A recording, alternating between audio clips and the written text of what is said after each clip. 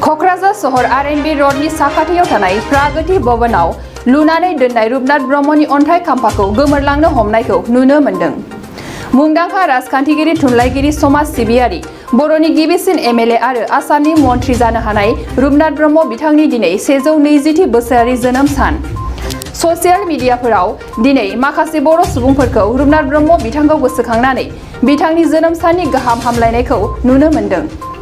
नाथाय गोबाङानो बिथांखौ बावगारलांनायखौबो नुनो मोननाय जादों।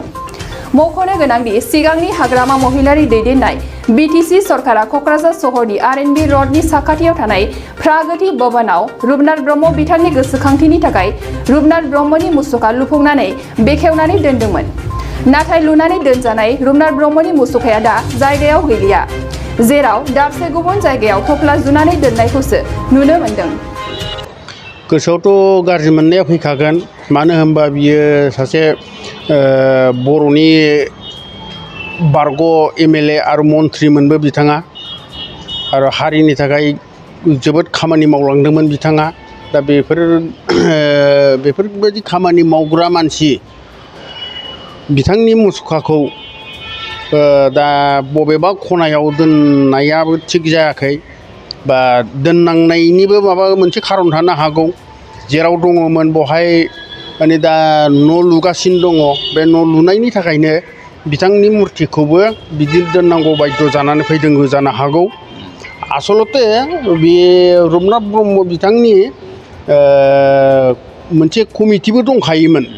बे कमिटिनि मानसिफ्रा बिथांमोना दा मा सान्दों, मा खालामनो नागिरदों बेखौ आंबो बुंनो रोंला। आंबो सासे जेनेरेल पाब्लिकसो, आंबो बे कमिटिनि मानसि नङा। नैबे रिपर्टार बिथांमोना आंखौ जायगायाव लोगो मोननाय हिसाबै आंनाव बेखिनिखौ सोंनायखौ आं नंनायाथ' नंगौ। सोरबाफोर जायफोर बिथांमोना माने लुनानै होनो हाथावथाव बा बेबस्था खालामनानै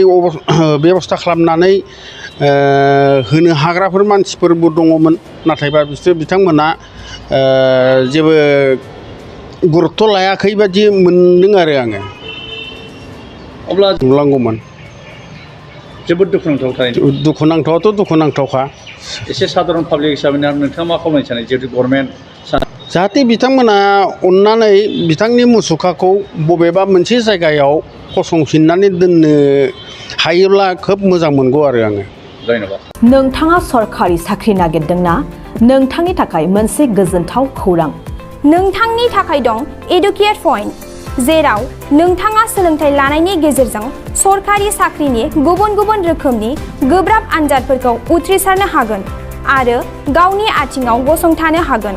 बे एडुकेट पइन्टआव नोंथांमोना SSC, bank PO, bank clerk, bank SO, UPSC, एफएससि, डिफेन्स, रेलवे, स्टेट इन्सुरेन्स, एएअ, एडिअ एसिस्टेन्टजों लोगोसे स्टेट लेभेल जब आरो माखासे सरखारि साख्रिनि आनजादाव गोनांथि जानाय आयदाफोराव सोलोंथाइ लानो हागोन।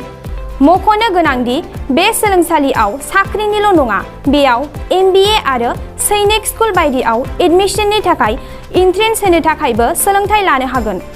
बे सोलोंसालियाव गाहाम थाखो खथानि सुबिदा दं आरो सम मथे नोंथांनि सोलोंथाइखौ बे सोलोंसालियाव होनाय जागोन।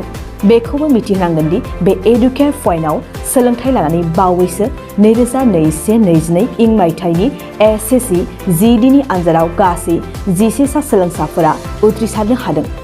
बारा नङा, गासै 15,000 रांजोंनो नोंथाङा बे सोलोंसालियाव 6 दानसिम सोलोंथाइखौ लानो हागोन। बे सोलोंसालिया क'क्राझार, बरपेटा र'ड, गलपारा आरो बङाइगावआवबो दं। क'क्राझाराव सोलोंथाइ लानो गोसो गुदुं जानाय सुबुंफोरा 70020261133 9101536360 70020261133 9101536360